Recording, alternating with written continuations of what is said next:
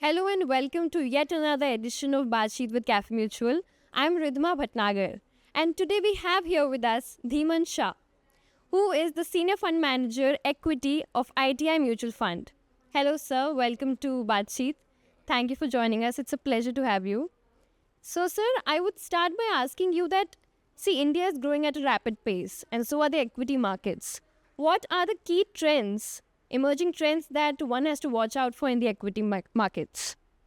So there are many, and as far as it will be a conjoined kind of forces. Some of the mega trends that play out globally will also impact something that is happening locally. As we grow and become bigger and bigger, there's no way that we can be bereft of what is happening globally. Some of the mega trends that are happening globally are, to start with, is the economic shift itself. So the countries that were powerful yesterday may not be, and some of the new countries, including ours, will be at the forefront. So by 2050, there will be, the top 10 would have changed at least by 50%, if not more. And all of this would have favored India in a big way. So that's almost a certainty. Number two would be the demographics. Clearly, I think the demographics is undergoing a sea change globally, whereas the world faces a aging population. The trends would be meaningfully favorable for India. And that said, I think so we must somehow take massive advantage of this very powerful trend. Number three would be the urbanization. I think today about 45-50% of the world's population is urban to semi-urban. And this would move to almost 70-72% as we move forward. So, I think what it means is that the underlying themes of energy consumption, food consumption, and consumption itself as a basket would see a meaningful change. And last but not the least, the technology change. That would see a very powerful change, because as we grow and move forward, the kind of developments, including AI and quantum computing and all of those mega trends, as it takes shape, it will be revolutionizing some of the things that we do today and the way the world looks at it. So, if we go back 20-25 years, when the computers were just introduced, and then supercomputers came, and now quantum computing, and so on and so forth. So it will be not a linear jump, as human minds are more attuned to thinking linearly, but it will be a geometric jump. And, many times this can be disruptive in some of the underlying industries. So clearly, these are the trends as far as the global markets go. As far as the local markets go, a few trends that I see would be, of course, one of the most powerful themes that has played out in recent and will continue to play a very important role is digitization.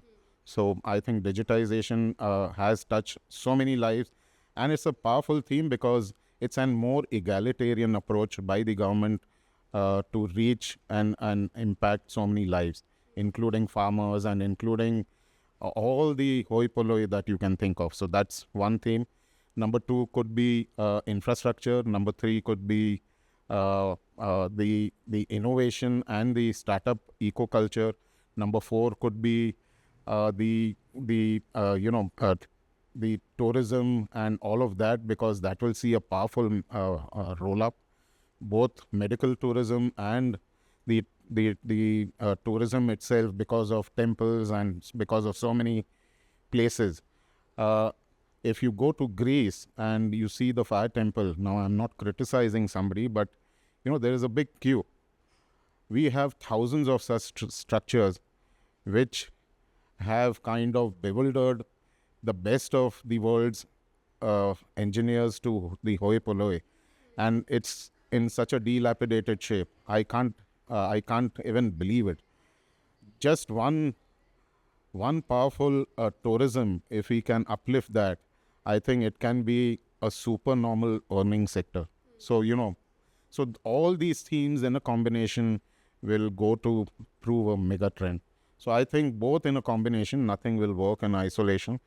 And lastly, you have India, now docking itself to the global economy like never before by indigenization and also implementation of some of the reforms, which will give powerful, powerful legs and breadth for it to be a very, very reliable supplier of global supply chains. And that was clearly missing.